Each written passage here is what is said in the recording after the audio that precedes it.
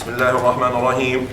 قال مرعي بن يوسف في دليل الطالب: باب محظورات الإحرام، وهي 7 أشياء. أحدها تعمد لبس المخيط على الرجال حتى خفين. الثاني تعمد تغطية الرأس من الرجال ولو بطين أو استظلال بمحمل، وتغطية الوجه من الأنثى، لكن تسدل على وجهها تسدل على وجهها للحاجة. الثالث قصد شم الطيب ومس ما يعلق، واستعماله في أكل أو شرب بحيث يظهر طعمه أو ريحه. فمن لبس أو تطيب أو غطى رأسه ناسيا أو جاهلا أو مكرها فلا شيء عليه، ومتى زال عذره أزاله في الحال، وإلا فدى. الرابع إزالة الشعر من البدن ولو من الأنف، وتقليم الأظفار. الخامس قتل صيد البر والوحشي المأكول، والدلالة عليه والإعانة على قتله وإفساد بيضه، وقتل الجراد والقمل ولا البراغيث. بل يسن قتل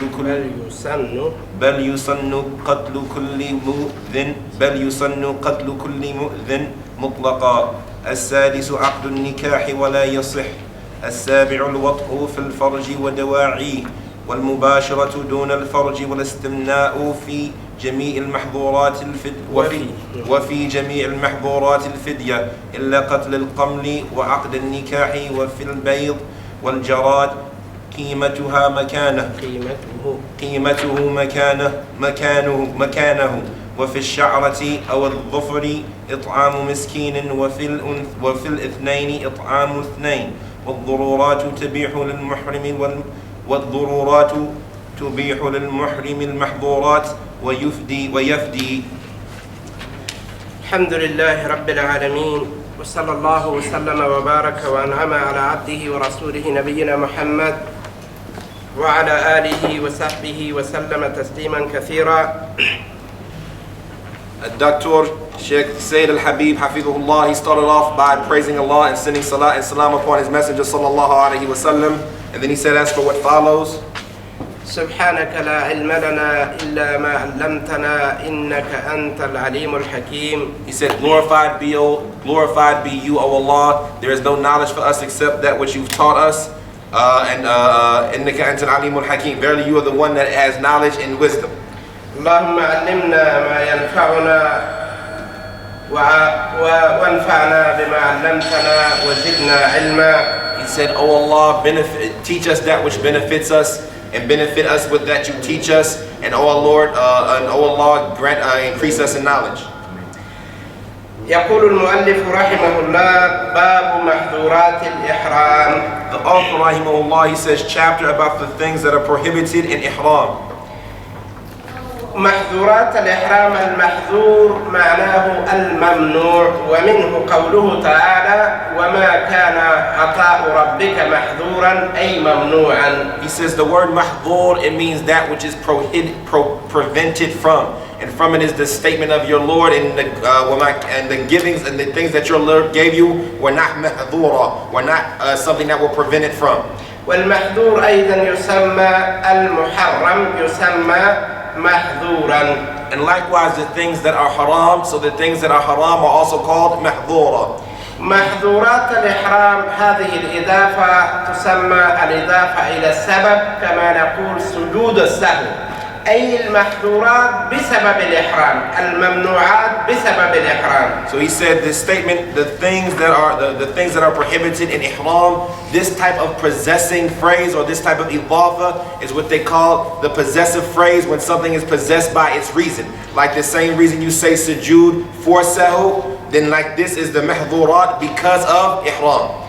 إذا معناه ما يمنع منه المحرم حال إحرامه. ونحن ذكرنا في معنى الإحرام سمي إحراما لأن الإنسان يحرم عليه ما كان مباحا له قبل الدخول في النسك إذا ما يمنع منه المحرم حال إحرامه. So therefore the meaning of this is those things that the muhrim is prevented from at the time of being in a state of ihram. And we mentioned previously that the meaning of ihram was called that. It was called ihram due to the fact that the muhrim has things prohibited upon him that weren't prohibited upon him before ihram. So therefore the meaning of this is the things that are prohibited for the muhrim during the time of him being in a state of ihram.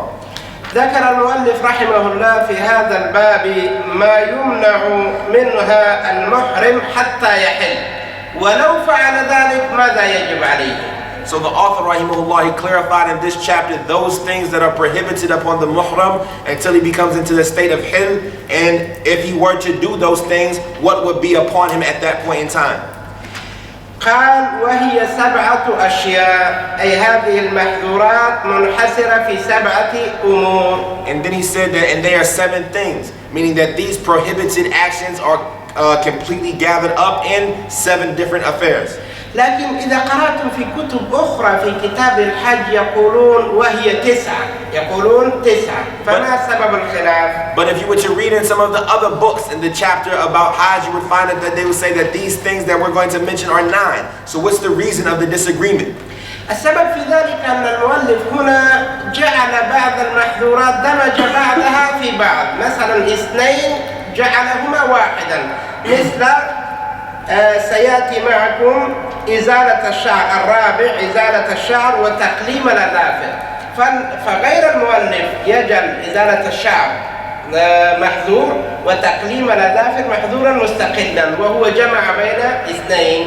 He says the reason for this is that the author rahimahullah, he gathered in between some things that other people separated between. So he gathered between 2 things that other people separated. So as you look at the 4th thing that he mentioned, he says the removal of hair from the body and the clipping of the nails. And so he gathered the 2 of them together while other than him would separate them. So they would make the shaving, the removal of hair one thing and the clipping of nails something other. So he gathered in between those 2 things though. كذلك في الرقم 7 الوطء في الفرج ودواعيه والمباشرة دون الفرج، فغير المؤلف يعدان هذا 2، يقول الوطء في الفرج ودواعيه هذا محظور، والمباشرة دون الفرج يكون محظورا آخر، فيكون هنا أيضا 9 والباقون أيضا ذكروا 9 من المحظورات. And likewise in the 7th, so he mentions to have intercourse in the private parts and the things that lead to that, and likewise touching and rubbing in places that are not in the private part. He says the author mentioned them to be together, but other than him mentions them separately. So they make having sexual intercourse in the private part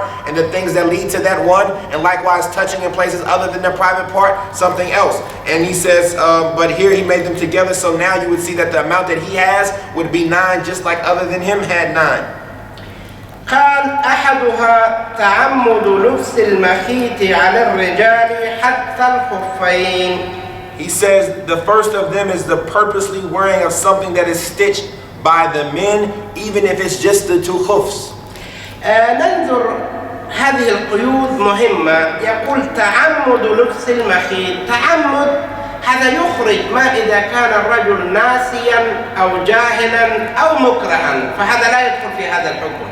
فلا بد الإنسان يكون متعمدا لذلك، إذا يخرج بذلك الناسي والمكره وكذلك الجاهل فحكمه غير هذا. So we need to pay attention to these conditions or these points that are mentioned therein. So the first of them is that they do it, they purposely wear. So the statement purposely wear excludes from that the person who did it out of forgetfulness or out of ignorance or who was forced.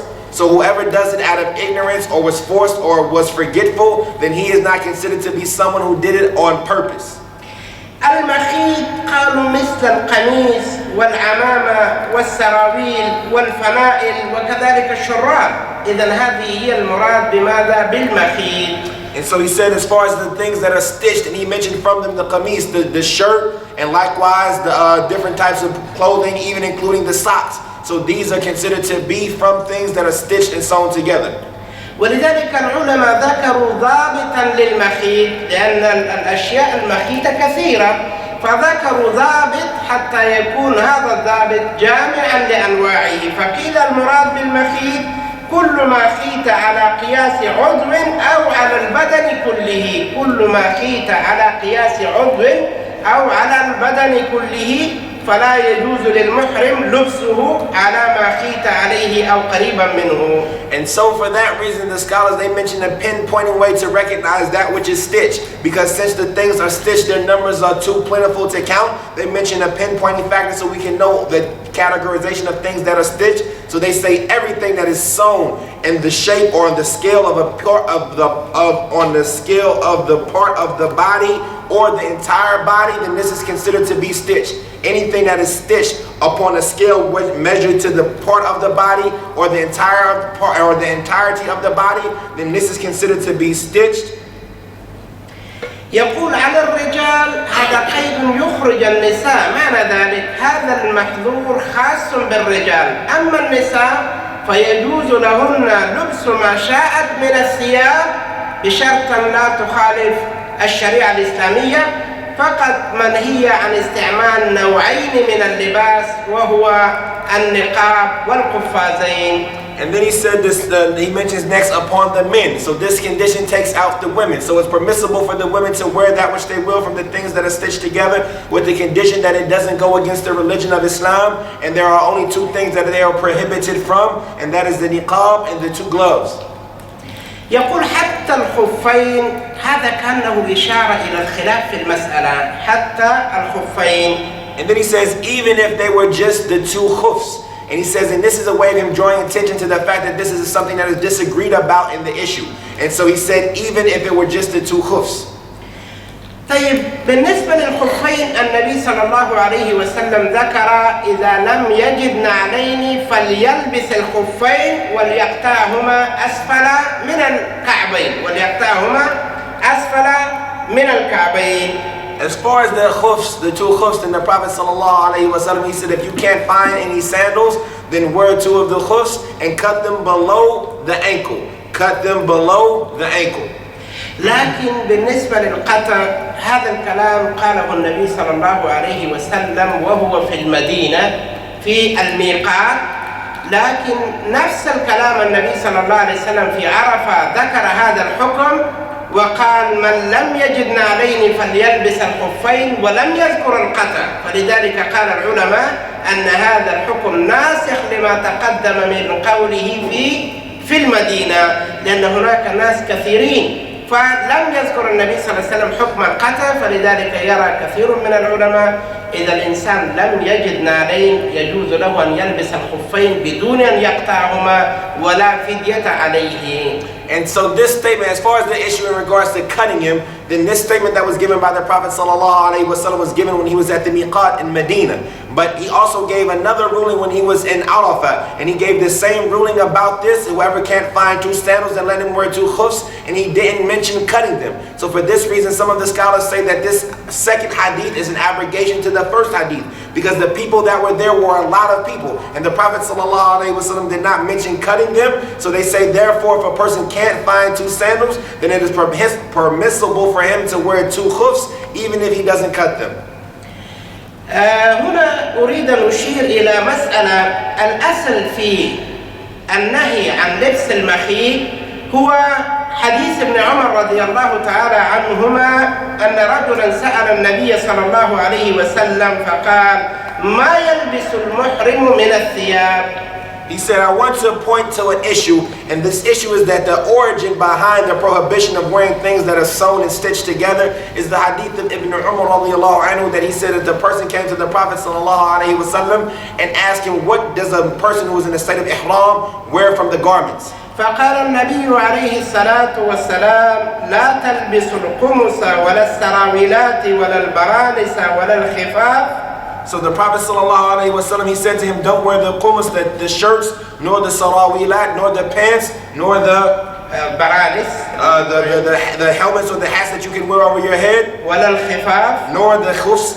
إلا أحد لا يجد النعلين فليلبس الخفين وليقطعهما أسفل من الكعبين. And he said, unless one of you can't find two sandals, then let him wear the two khufs. Let him wear the khuffain and let him cut them below his ankle.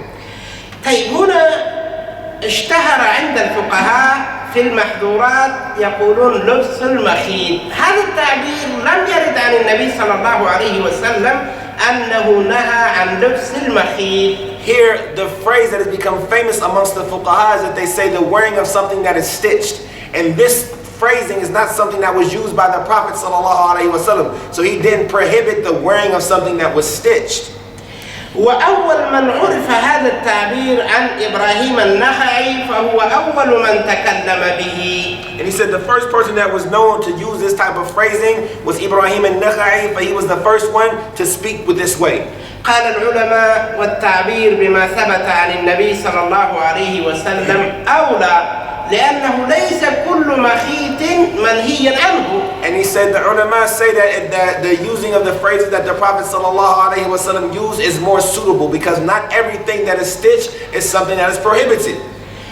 لأنه إذا كان عندنا الإزار والرداء وكان بينهما خياطة قطعتين وجمعت وأصبح قطعة واحدة فإنه يجوز لنا أن نلبسه مع أنه مخيط وهذا لا خلاف فيه جواز ذلك. And that is because if we were to have the izar or the overgarment or the shawl and one of them were to be stitched up from two different pieces, so they were to be stitched up and made into one piece, then we can wear this. And this is something that there's no disagreement about amongst the ulama.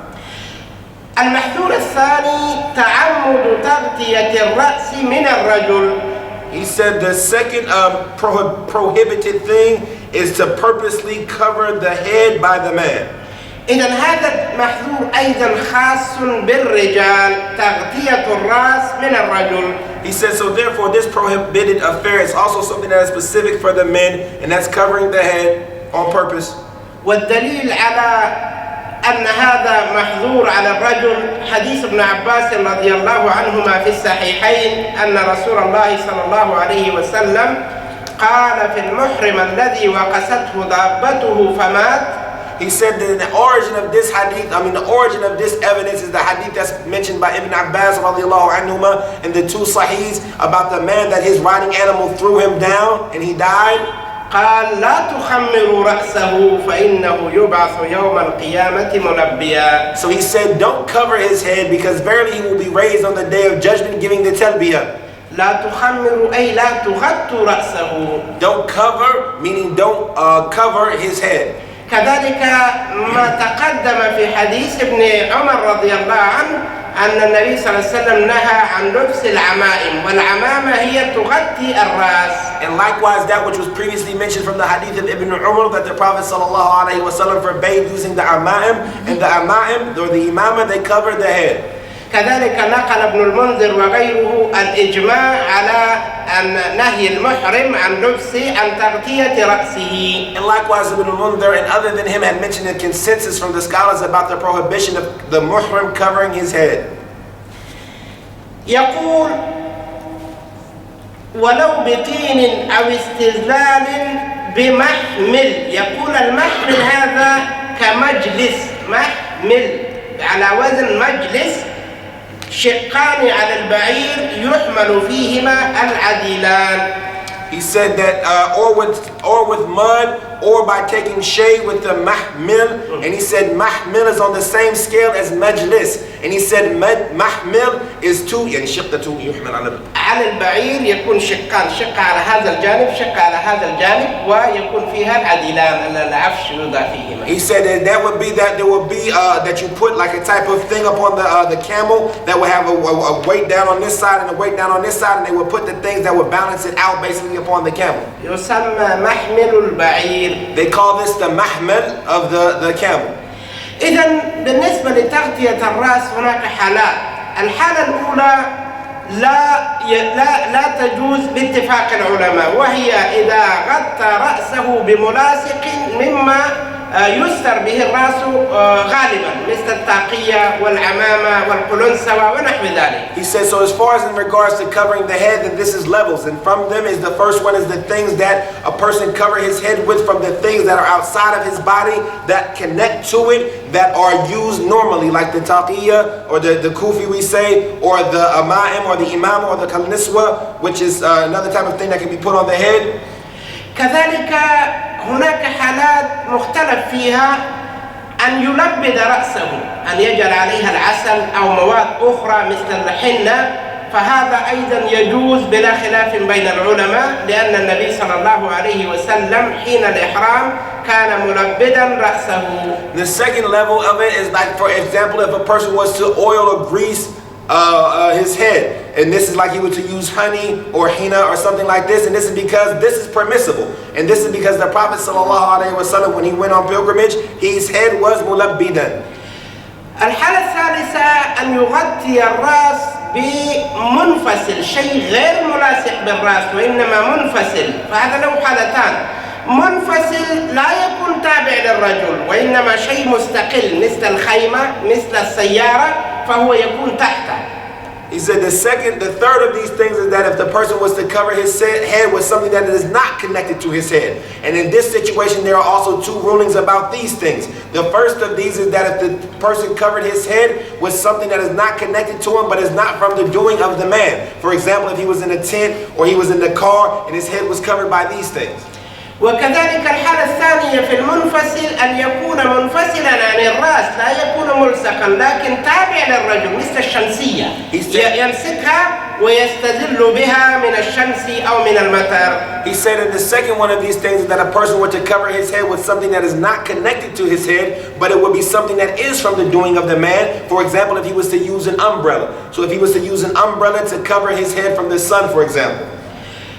الحالة الأخرى الرابعة أن يستر، أن يغطي رأسه بما لا يستر به غالبا ويكون ملاصق مثل العفش، أن يحمل العفش على رأسه ولا يقصد بذلك تغطية الرأس وإنما حمل العفش إلى مكان آخر، فهذه الأحوال لا بأس بها عند العلماء، سواء كان بمنفصل مثل الخيمة والسيارة أو بمنفصل وهو تابع مثل الشمسية أو بشيء موضوع على الرأس مثل نقل العفش. العلماء قالوا في الصحيح من أقوال أهل العلم أنه لا بأس عليه أن يفعل ذلك. The third of these things is that if a person was to cover his head with something that is connected to his head but is not normally used to cover one's head, like if a person was to cover or put on top of his head luggage, and his intention was not to cover his head with the luggage but just to carry it, then in these situations, all of them. And if the first of them being if a person was to cover his head with something that is not connected, that is not from the doing of the man, like riding in the car, or if he was to cover his head with something that is not connected but is from the doing of the individual, like carrying of the umbrella,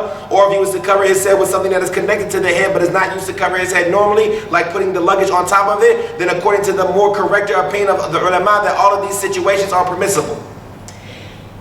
أما ما ذكره المؤلف هنا مشى على ما هو المذهب عند الحنابلة أنه لا يجوز له تغطية الرأس ولو بالاستدلال على المحمل، فهذا يكون منفصل. قال العلماء عن هذا المذهب، قال إنه مهجور من زمن بعيد لا يأخذ به اليوم إلا الرافضة. Jay, he said, but as far as that which the author went to in this book, then that is what the opinion of the madhab is, and that is that it's not permissible for him to cover his head, even with something like the mihmal, because that would be something that is not connected to his head. But this opinion, the ulama of this school of thought said that this opinion nowadays is mahjur from a long time ago. Nobody acts with this opinion nowadays, even from this, and since a long time ago, except the Rafida. هنا مسألة هل يجوز للمحرم تغطية وجهه الرأس؟ عرفنا الحكم أنه من محظورات الإحرام بما يستر به في العادة، لكن هل له أن يغطي وجهه أو لا؟ Here's another issue that they mentioned, and that is the issue of the muhrim man. Is it permissible for him to cover his face? Is it permissible to cover his face? His head we already know about, but and we said his head he can cover with something that's used to cover it normally. He can't do so. But now what about the face? Can he cover his face? Yes or no? المسألة فيها قولان للعلماء، وسبب الخلاف أنه ورد في حديث الذي وقسته راحلته أن النبي صلى الله عليه وسلم قال ولا تخمر رأسه، وورد في رواية ولا وجه، هذا في صحيح مسلم، لكن العلماء قالوا هذه الزيادة غير محفوظة أو أنها شاذة، والصحيح أن النبي صلى الله عليه وسلم نهى عن تغطية الرأس دون الوجه، فلذلك قالوا أما الوجه فيبقى على الأصل وهو الإباحة، فيجوز للمحرم أن يغطي وجهه إذا احتاج إليه في الإحرام. He said, so this issue is the place of disagreement amongst the ulama, and it's something that they disagree about, and the reason they disagree about it because it came in some of the narrations of the individual who was riding animal threw him down, that the Prophet ﷺ, he said don't cover his head, and in some of the narrations he says or his face, and this is in Sahih Muslim. But the other ulama, they say that this statement is something that is not preserved from the Prophet ﷺ. It's not something that is not mahfuz, or it's something that is shad, or it's something that goes against the majority. So in this situation, they say the situation remains upon its foundation, which that it is permissible for the person to cover his face if he has a need to do so. يقول المؤلف تغطية الوجه من الأنثى لكن تسدل على وجهها للحاجة كمرور الأجانب مثلا. He says, then the author says that it is likewise the covering of the face for the woman, but it is permissible for her to let something hang over her face out of need, for example, if men were to pass by her. معنى كلام المؤلف أنه لا يجوز للمرأة أن تغطي وجهها في الإحرام، لكن إن احتاجت إلى التغطية كما إذا كان هناك أجانب من الرجال فلها أن تغطي، فإذا زال العذر الناس ذهبوا فيجب عليها أن تكشف عن وجهها. هذا هو كلام المؤلف. He said that which is meant by the author here is that it is not permissible for the woman to cover her face while she is making the pilgrimage. But if she has a need to do so, like if she was to be around men that are not related to her, then she can cover her face to do this. I mean, at this time. And then once these men leave, then she has to remove this from her face. Then this type of situation is okay for her. That's the meaning of the author. لكن العلماء قالوا هنا هل المرأة منهية عن تغطية وجهها مطلقا حال إحرامها؟ But the ulama, they disagree, so they say some of them is the woman to, and the issue is the woman to be forbidden from covering her face during her, generally speaking, during the time of her making pilgrimage. أم أنها منهية عن لباس معين على وجهها حال الإحرام دون غيره؟ Or is she prohibited from wearing certain types of clothing during her ihram and not other types? فيكون وجهها كعورة الرجل لا يجوز له أن يلبس السراويل، وليس معنى ذلك أن يكشف العورة بل يغطيها على غير السروال مثل الإزار. He says so. For instance, they would say that the face of the woman would be like the aura or the private part of the man. So it's not for him to wear the underwear, but he still has to cover it with something else besides this underwear. إذا الصحيح كما ورد في صحيح البخاري أن النبي صلى الله عليه وسلم قال: ولا تنتقب المرأة المحرمة ولا تلبس القفازين. إذا نهاها عن استعمال لبسين أحدهما في الوجه والثاني في اليدين. النقاب أن يكون وجهها مغطى وتترك هنا فاصلة تنظر بها، هذا يسمى النقاب. والقفازين ما تستعملها في اليدين. He says, so that which came in the hadith is a statement of the Prophet ﷺ that she should not take the niqab, nor should she wear the gloves. So the Prophet ﷺ forbid her from two particular types of clothing, which is the niqab, which is that a woman cover her face and leave this little section open, or the two gloves, which is something that is known. إذا ما ذكره المؤلف هو المذهب، مذهب الحنابلة، أن المرأة تغطي وجهها، لكن الصحيح أنه لم يرد عن النبي صلى الله عليه وسلم حديث واحد يدل على وجوب كشف المرأة وجهها في الإحرام، وإنما منهي عن استعمال نوع من اللباس، وليس معنى ذلك أنها تكشف بل تغطيها بغير هذا اللباس.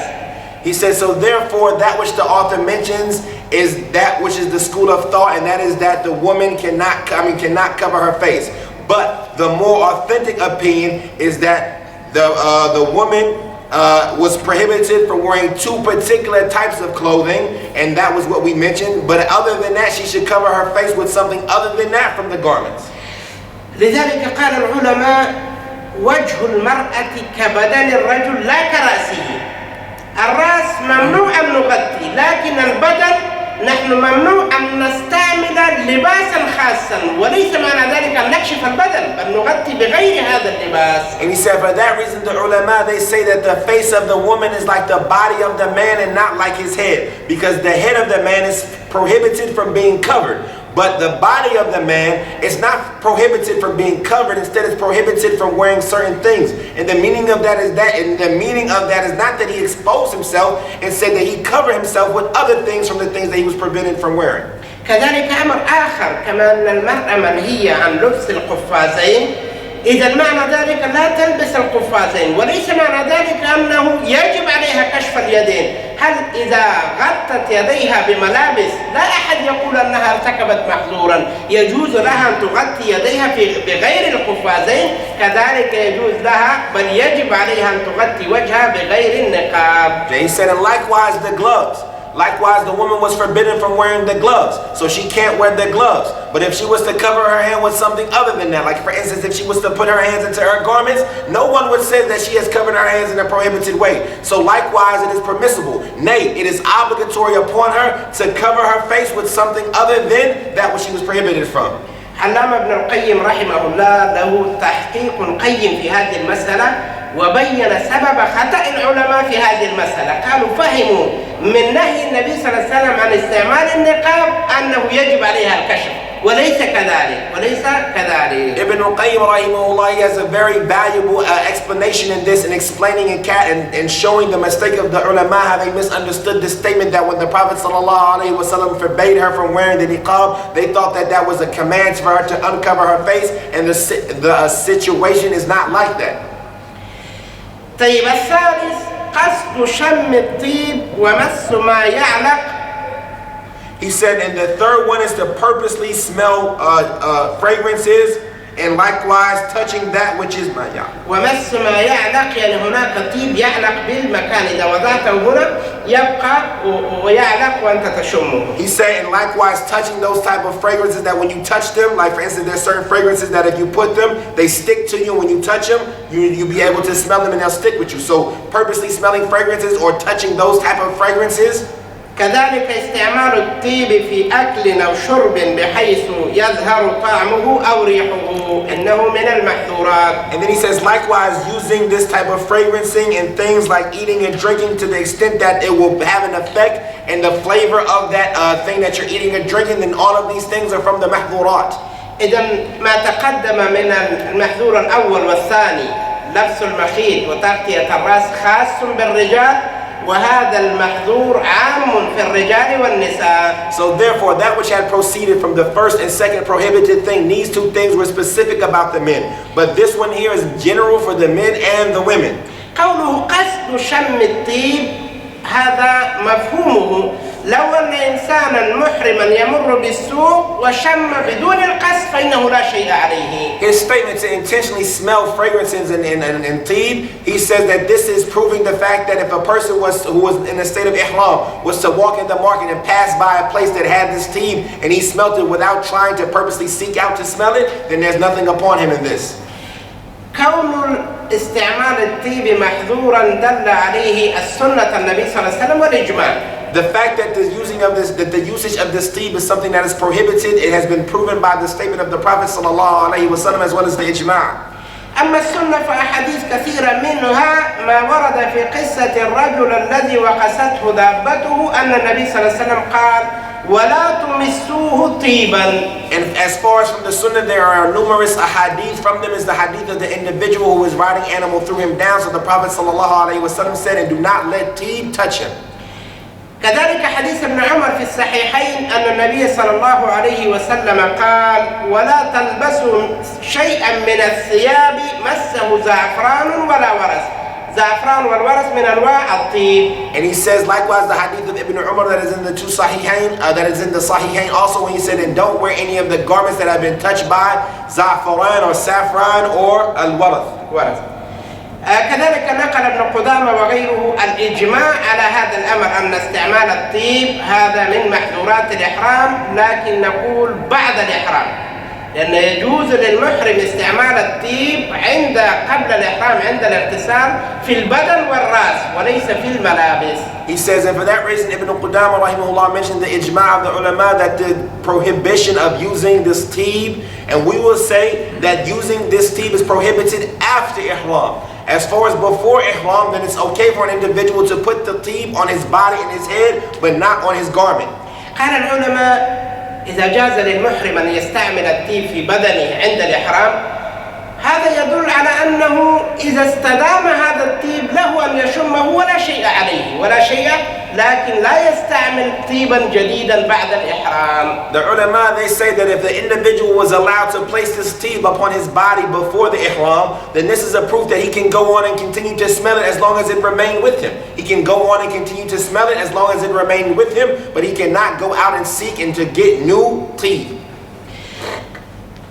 هناك مسألة متعلقة باستعمال الطيب وهو استعمال الصابون والشامبو الذي فيه رائحة أو فيها الطيب. هل يجوز للمحرم أن يستخدم الصابون والشامبو الذي فيها الرائحة؟ There's also another issue that connects to this issue of tib, and that is that the usage of the soaps and shampoo that have in them these fragrances or these tibs, is it permissible for the muhrim to use these type of soaps or shampoos that have these type of fragrances and tibs in them? في أحد منكم يعرف الجواب؟ Does anybody of you know the answer? أفتى الشيخ ابن باز والشيخ ابن عثيمين وغيرهما من العلماء بجواز استعمال الصابون والشامبو وإن كان فيها بعض الرائحة. لماذا؟ لأدلة. He says, okay, Bin Baz and Uthaymeen rahimahullah, they both gave the fatwa that it's permissible to use the soaps and the shampoos, that even if they have these raihat or these fragrances in them, and they use different evidences for this. أولاً لأن هذا لا يسمى طيباً. The first of them is that this is not considered, and this is not called tib.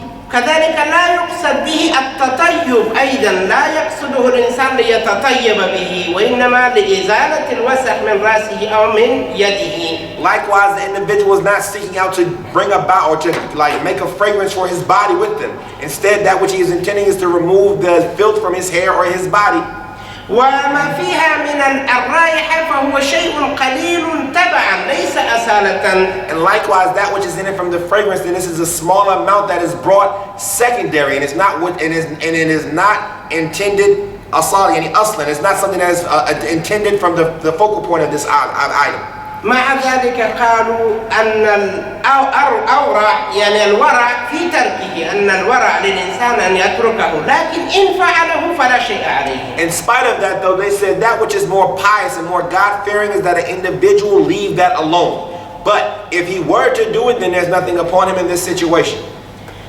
يقول فمن لبس أو تطيب أو غطى رأسه ناسيا أو جاهلا أو مكرها فلا شيء عليه ومتى زال عذره أزاله في الحال وإلا فدا. هنا يذكر بعض ما يجب على الإنسان لو ارتكب المحظور، والفرق بين ما يرتكبه عمدا وبين ما يرتكبه ناسيا أو مكرها أو جاهلا. He says the statement of the author, so whoever wears or puts on the tib or covers his head out of forgetfulness or ignorant or being forced to do so, then there is nothing upon him in this situation. And when his excuse is gone, then he has to remove it immediately, and there's no expiation or fida upon him in this situation. Here the author is mentioning what if somebody were to do these things, what is upon him, and likewise what is the difference between somebody who did these things on purpose or did these things not on purpose. إذا هو ذكر مع كل محذور في المحذورين الأول والثاني تعمد وفي الثالث قصد والتعمد معناهما واحد. إذا معنى ذلك الآن يأتي بالاحتراز، لو فعل هذه الأشياء لبس المخيط أو تطيب أو غطى رأسه لكن بدون عمد، إما نسيانا أو جهلا بالحكم أو مكرها، شخص أكرهه وقال لا بد أن تستعمل الطيب وإلا أفعل كذا وكذا، فإذا فعل هذه المحظورات ناسيا أو جاهلا أو مكرها فلا شيء عليه، لا فدية عليه. He says, so therefore, we notice that in the first and second one, the author, he mentioned the statement ta'ammudan, or on purpose. And in the third one, he mentioned the word qasd. And the word qasd and the same, they have the same meaning. So for that reason, he took precaution. And so he said, if someone were to do this, like wearing the oil or wearing the garments and things like that, out of forgetfulness or ignorance or being forced to do so, like somebody was to say to them, you do this or I'm going to do such and such to you, then in this situation there's nothing upon him and there's no fidya upon him in this situation. يقول ومتى زال عذره أزاله في الحال. مثلا لو أن إنسانا غطى رأسه ناسيا، هو نسي أنه في الإحرام، معنى ذلك إذا تذكر أنه في الإحرام لابد أن يشيل الطاقية فورا، إذا يزيله في الحال. كذلك إذا استعمل لبس شيئا قميصا مثلا وهو ناسي، فإذا تذكر لابد أن يشيله. إذا كان جاهلا وعلم بالحكم لابد أن يزيله. إذا كان مكرها في هذه الحال فذهب هناك وذهب الإكراه لابد أن يزيله في الحال.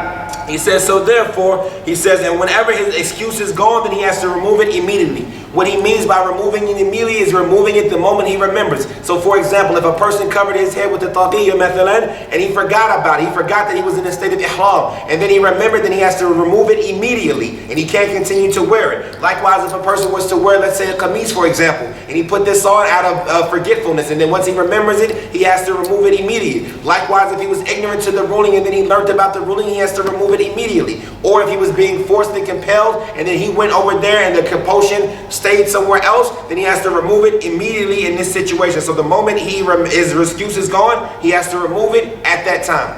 وإلا فدا إن كان ناسيا فتذكر واستمر على المحظور، كان جاهلا فعلم بالحكم مع ذلك استمر على المحظور، كان مكرها ثم أزيل الإكراه مع ذلك استمر على المحظور، في هذه الحالة يجب عليه الفدية. And then he says, and if he doesn't do so, then he has to give the fidya. He says here that what this means is that if he was to be forgetful, for example, and then he remembered, but he continued in that action, or he was to be ignorant about the ruling, and then he learned about it, but continued in that action, or he was being compelled, and then the compulsion was removed, but he continued in that action, then in this situation he has to give the fidya. والفدية سيأتي معنا، لكن فدية أن المحرم مخير بين ثلاثة أمور، إما أنه إطعام 6 مساكين لكل مسكين نصف صاع، أو صيام 3 أيام، أو ذبح شاة، بالتخيير بين أمور 3. He says, and as far as the fidya, then it's going to come with us later, but we'll mention it right here, and that is that the person who does these things, he is given the choice for 1 of 3 things, and that is that he feeds 60 masakin with that which is equal to a nisf sa', to a half of a sa', or he fasts for 30 days, or nisf sa' fidya, it'am masakin. وذبح شاة. Or that he slaughter a sheep. قال العلماء مرتكب المحذور، المحرم إذا ارتكب المحذور فلا يخلو من 3 حالات. He says, the ulama said that the one who does one of these mahdhur, meaning the one who does one of these mahdhur, then he has this situation is going to be 1 of 3 situations. الحالة الأولى أن يفعل المحذور عالما ذاكرا مختارا بلا عذر. He said the first situation that he does this prohibited action, aliman, out of knowledge, dhakiran, remembering it, mukhtaran, out of choice, he's not being forced, and he does it without any excuse. فهذا عليه الإثم وعليه الكفارة الفدية. Then this individual, he has upon him to give the sin, and likewise he has to give the fidya also. الحالة الثانية أن يفعل المحذور عالما ذاكرا مختارا لكن بعذر. The second situation is that the individual does it out of knowledge, remembering about it, choicefully, but he has an excuse. مثال العذر أن الإنسان يكون برد شديد وهو مريض فلا بد أن يغطي رأسه، هو يعلم الحكم وهو ذاكر أنه في الإحرام وهو غير مكره مختار، لكن عنده عذر، مسكين مريض فلا بد أن يغطي رأسه. فما حكم هذا؟ He says, so an example of this would be like a very extensive code. So the person, he knows the ruling, and he's remembering about it at the time that he does it. And likewise, he is doing this on choice, so he's not being forced. But at the same point in time, he's miskeen. He's cold, and he's weak and sick, so he covers himself up with this in this situation. So what's his ruling? هذا لا إثم عليه إذا ارتكب المحظور، لكن عليه الكفارة أو الفدية. This individual, there's no sin upon him if he goes and if he undertakes one of these prohibited actions, but he has to give the fidya, meaning he has to give the kafara, which is the fidya. دليل عليه حديث كعب بن عجرة المشهور أن النبي صلى الله عليه وسلم رآه وكان القمل يتناثر على وجهه. He said the proof of this is the hadith of Kitāb ibn Ujra that is mashhur, that is very famous, and that is the Prophet sallallahu alayhi wasallam saw him and lice were falling out of his head. فقال له أيؤذيك هوام راسك؟ So he said to him, are the bugs of your head bothering you? فقال نعم. So he said yes. فقال النبي صلى الله عليه وسلم احلق راسك. So the Prophet sallallahu alayhi wasallam said to him, cut your hair or shave your head. ثم ذكر له الفدية، إما أنه يطعم 6 مساكين أو يصوم 3 أيام أو يذبح شاة. 6 مساكين. أي 6. He said, I made a mistake earlier, I said 16, it's 6. So he said that the Prophet ﷺ mentioned to him the choice of either feeding 6 poor individuals, or that he fast 30 days, or that he slaughter a shat or a sheep. الحالة الثالثة أن يفعل المحظور جاهلا أو ناسيا أو مكرها، فهذا ليس عليه الإثم بالاتفاق، لا إثم عليه إذا كان جاهلا أو ناسيا أو مكرها، لا إثم عليه. وهل عليه الفدية أو لا؟ هذه مسألة خلافية، والصحيح من أقوال أهل العلم أنه لا فدية عليه إن أتى بالمحظور ناسيا أو جاهلا أو مكرها، لا إثم عليه بالاتفاق. وأما الكفارة والفدية فمختلف فيها بين العلماء، والصحيح أنه لا كفارة ولا فدية عليه. He said, but the third of this is a person wants to do it forgetful or out of ignorance or being forced to do so, then in this situation the individual has no sin upon him with the consensus of the scholars. But does he have to give the fidya? This is something that the scholars disagree about. So if he does it out of forgetfulness or ignorance or being forced to do so, there's no sin upon him. And as far as does he have to get the fidya, then the more correct opinion and the statement of the scholars that if he were to do it for one of these reasons, then there is no fidya upon him. يقول المحظور الرابع إزالة الشعر من البدن ولو من الأنف وتقليم الأظفار. He says, and as far as the fourth prohibited act, it is to remove the hair from the body, even if it was just from the nose, and likewise the clipping of the nails. إزالة الشعر من البدن، التعبير الوارد في القرآن الكريم هو حلق شعر الرأس. ورد النهي عن حلق شعر الرأس للمحرم بنص القرآن الكريم. As far as the removing of the hair from the body, then the wordage that is found that we find in the Quran al-Kareem is the removing or the shaving of the hair of the head. This is the wordage that has been found even in the Quran. قال تعالى ولا تحلقوا رؤوسكم حتى يبلغ الهدي محله. He says that Allah Ta'ala says the translation of which is do not shave your heads until the hadi reaches its place. إذا قال المؤلف ولو من الأنف، كما قلت لكم إذا قال أحد ولو، هذه كلمة هذه إشارة إلى الخلاف. إذا ولو من الأنف، هذا الشعر تزيله من أنفك، هذا أيضا محظور من المحظورات على قول المؤلف. And then the statement of the author, even if from the nose, then this statement is like I've told you before. If somebody says the statement and even if, then this shows you that this is a situation that is disagreed about. So to remove the hair, even if just from your nose, then according to the opinion of the mu'allif, that this is something that is also from the things that are prohibited. إذا العلماء ألحقوا بالحلق القطع والنتف، وكذلك ألحقوا بشعر الرأس شعر جميع البدن كالإبط والعانة وكذلك الأنف وغيرها. And for that reason you find that the scholars, they have attached to the situation of shaving of the hair, the cutting and the plucking, and likewise they've attached to the head the rest of the body, whether it be the underarms or the body or even the nose. كذلك تقليم الأظافر لم يرد في سنة النبي صلى الله عليه وسلم فيه أنه من المحظورات، وإنما العلماء قاسوا ذلك على حلق الشعر الذي ورد في القرآن الكريم أنه من المحظورات. And I forget to mention this statement that he said that this is from the opinion of the author. And then he said, and as far as the clipping of the nails, then likewise there is no text found in this affair. Instead, the ulama, they did qiyas with this upon the shaving or the removal of the hair from the body, and so they said that the two of them are the same.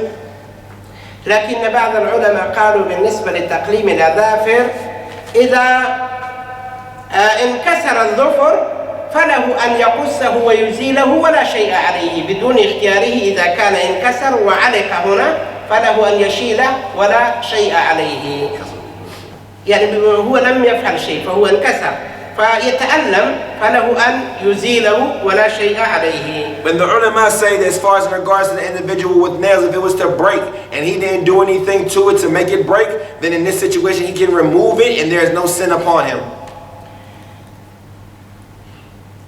مع ذلك أيضا العلماء قالوا ما دام تقليم الأظافر لم يرد فيه النص لا في الكتاب ولا في السنة، لكن بعض العلماء أوردوا الإجماع على أنه محظور. قالوا إن صح الإجماع فينبغي أن لا يخالف، لكن إن لم يصح الإجماع فالمسألة محل نظر بين العلماء. He says, and also in this regards, there are some of the ulama, they say that since there hasn't come any direct text from the Quran nor the Sunnah, but there has come in as consensus from the scholars. So if the consensus that has come is true and authentic, then in this situation it's not suitable that one go against the consensus. But if the consensus is not something that's true, then this situation remains to be the situation that needs more looking into. المحظور الخامس قتل صيد البر الوحشي المأكول والدلالة عليه والإعانة على قتله وإفساد بيضه وقتل الجراد والقمل لا البراغيث بل يسن قتل كل مؤذٍ مطلقا. He says, and as far as the fifth mahdur, then it is the hunting of wild land animals that are eating, or giving advice and referencing to them and pointing them out, or assisting in their killing, or destroying their eggs, or killing the locusts, or the lice, or not the baraghith, not the fleas. Instead it is the sunnah to kill everything that can cause harm.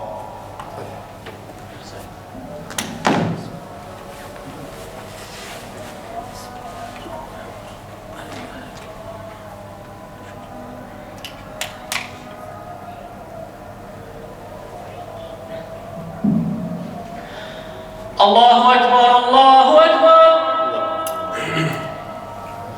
الله أكبر الله أكبر أشهد أن لا إله إلا الله أشهد أن لا إله إلا الله أشهد أن محمدا رسول الله أشهد أن محمدا رسول الله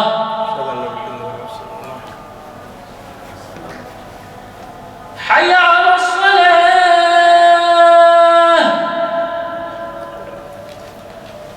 حي على الصلاة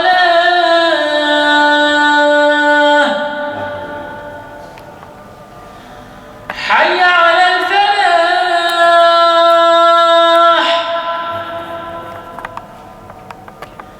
حي على الفلاح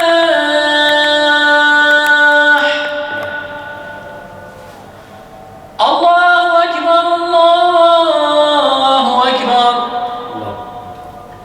لا إله إلا الله لا إله إلا الله.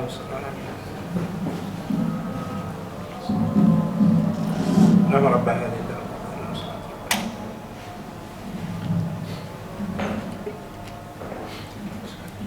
تفضل.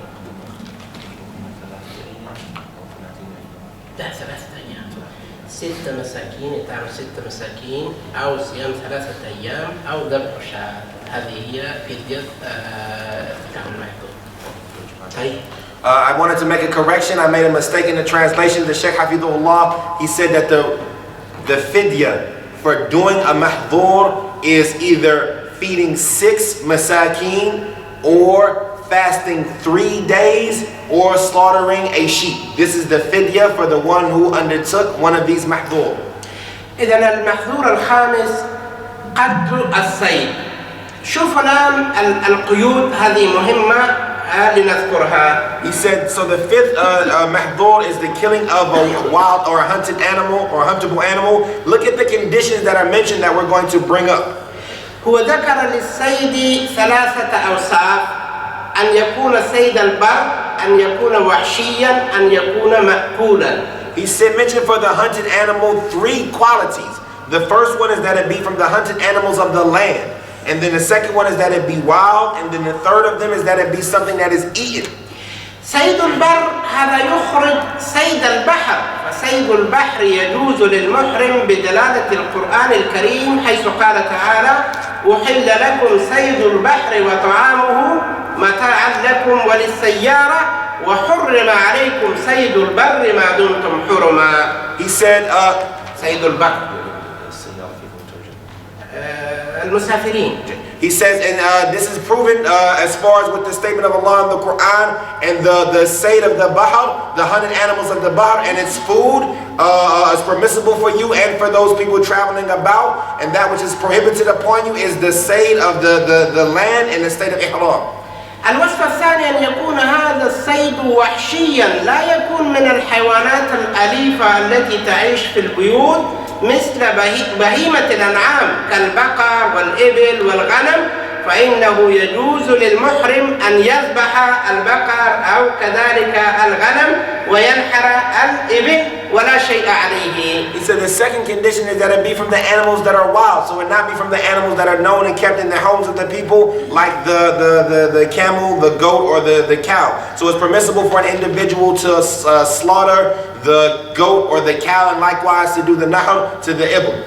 المأكول مثل الغزال وكذلك النعام وحمام الحرم، لأن غير المأكول قتله لا يسمى صيدا مثل قتل الذئب وكذلك الكلب العقور ونحوها من السبع، فهذا لا يسمى صيدا، وإنما المراد الصيد البر الوحشي المأكول مثل كما قلنا الغزال والنعام وحمام الحرم.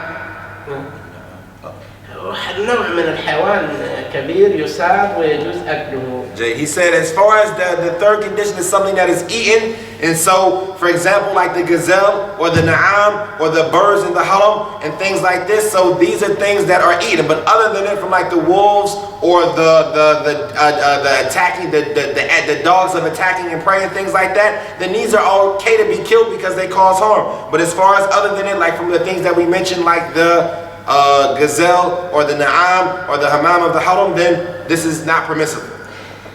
طيب بالنسبة لصيد البر هذا محرم بنص القرآن الكريم وحرم عليكم صيد البر ما دمتم حرما. And as far as the hunted animals of the land, then this is prohibited by the Quran al-Kareem, when the translation of which is, and it's prohibited upon you the hunted animals of the land as long as you remain in the state of ihram.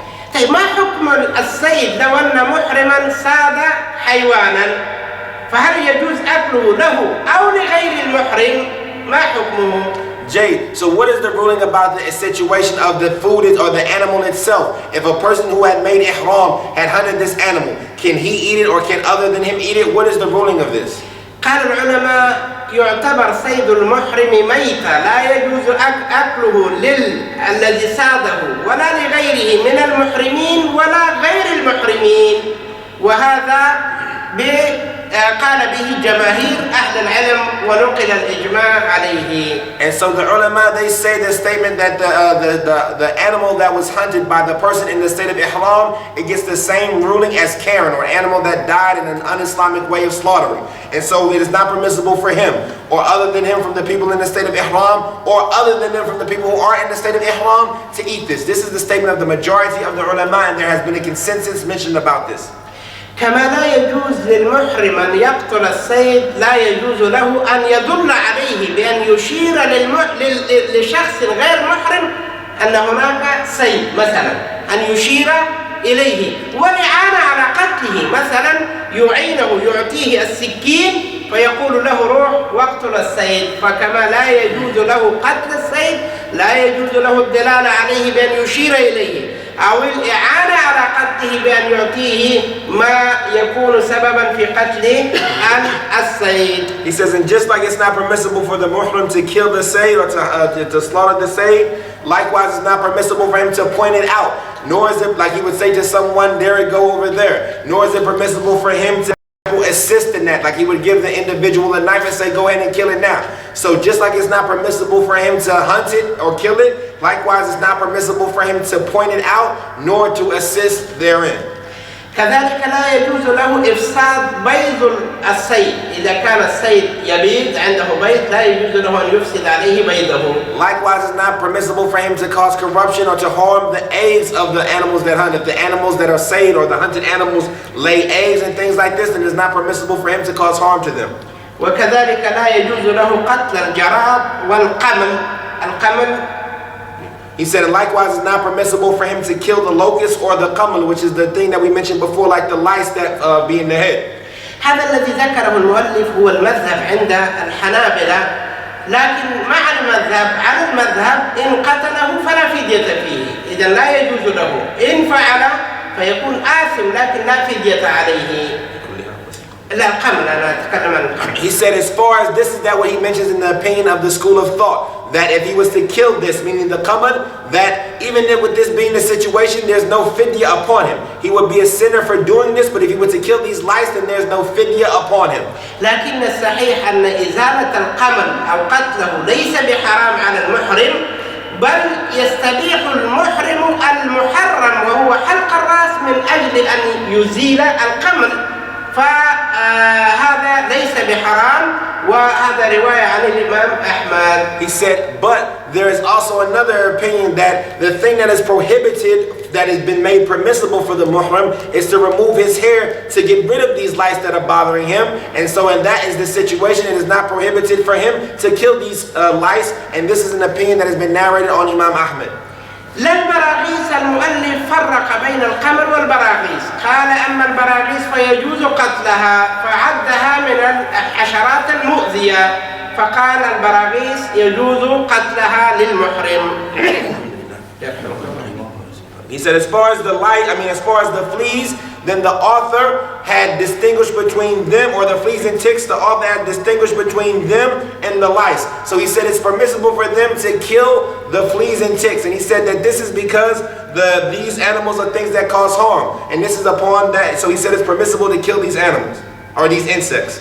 بل يسن قتل كل موز مطلقا. إذا يسن ويجوز للمحرم أن يقتل كل ما يؤذي الناس مطلقا، وهناك 5 ورد النص بقتله. يجوز للمحرم وغير المحرم أن يقتل 5 أشياء سواء في الحرم أو في غير الحرم، سواء للمحرم أو لغير المحرم. So the author, he says, instead it's the sunnah to kill everything that causes harm. So it's a sunnah to kill everything that causes harm, and there have been mentioned 5 things specifically from the text that are from these things. And so it's permissible for the muhrim or other than the muhrim to kill these things that have been mentioned, and these things are 5. يقول النبي عليه الصلاة والسلام 5 يقتلن في الحل والحرم. He said 5 things are killed, whether they be in the state of hill or haram. ذكر منها الحية والغراب والفأر والكلب العقور والحدية، وفي رواية ذكر أيضا العقرب، نوع من الطيور. He says he mentioned from them the snake. الحية. He mentioned the snake and the crow and the fa'ar, the mouse, and likewise the predatory dog, and likewise the hudayya, which is a type of animal, and likewise the scorpion. ويقاس على هذه الحيوانات المؤذية ما هو مثله في الأذى فيجوز قتله. And it also gets the same ruling as these things, those that have the same type of harm than them, so they get the same ruling as far as the permissibility. السادس من المحظورات عقد النكاح ولا يصح. The sixth thing from the prohibited actions is to make a marriage contract and it is not deemed sound if it's done. يقول النبي عليه الصلاة والسلام لا ينكح المحرم ولا ينكح ولا يخطب. The Prophet ﷺ, he said that the muhrim does not marry, nor does he give away in marriage, nor does he give a khutbah, nor does he propose. خطبة. إذا يدخل في هذا ثلاثة من الناس. الولي لا ينكح، يعني ليس له أن ينكح موليته بنته لغيره. الولي كذلك الزوج لا ينكح وكذلك لا يخطب. إذا كذلك المرأة، إذا المنكوحة الناكح والمنكوحة وكذلك الولي. He says, so therefore it is entered into this statement 3 individuals, the wali, so he does not give out in marriage, meaning he does not author the one that is under his responsibility up in marriage. Likewise the husband, so he does not get married, so he does not get married. And likewise the statement, he does not propose, meaning this is in regards to the one that the marriage is to happen upon. So no one is to propose to her. So therefore you have the one that's marrying, the one that's being married, and likewise the wali. عقد النكاح للمحرم لا يجوز ويترتب عليه أمران. الإثم إذا عقد النكاح يأثم وعليه التوبة، وكذلك أن النكاح غير صحيح، النكاح باطل وعليه أكثر أهل العلم. He says, so therefore the marriage of the muhrim is not sound, and it is based upon these 2 affairs. One of them is that he gets to sin. So if he does this, he gets to sin and he has to make tawbah. And the second of them is that if that this marriage is not deemed to be sound or acceptable according to the majority of the people of knowledge. لكن يرد على هذا المحذور أنه ورد في الصحيحين أن النبي عليه الصلاة والسلام تزوج ميمونة وهو محرم، فكيف نجيب عن هذا الحديث؟ But it causes a problem with this prohibition, the fact that it's been narrated in the Sahihain that the Prophet ﷺ married Maymuna and he was in a state of ihram. So how do we answer this hadith? هذا الحديث رواه ابن عباس رضي الله تعالى عنهما. This hadith was narrated by Ibn Abbas رضي الله عنهما تعالى. قال العلماء الجواب من هذا الحديث بأمور. The ulama, they say in response to this hadith with numerous different statements. الأول أن ميمونة رضي الله عنها وهي صاحبة القصة روت أن النبي صلى الله عليه وسلم تزوجها وهو حلال، فروايتها مقدمة على غيره لأنها هي صاحبة القصة. The first of them is that Maymuna, who was the woman involved in this story, narrated that the Prophet ﷺ married her in a state of hil, or in a state of permissibility to do so. So therefore her narration is given precedence due to the fact that she is the woman involved in this story. كذلك أبو رافع رضي الله تعالى عنه أيضا روى أن النبي صلى الله عليه وسلم تزوجها وهو حلال، وهو يقول أنا كنت الرسول بينهما. إذن هو أيضا دخيل وصاحب الشان في هذه القصة.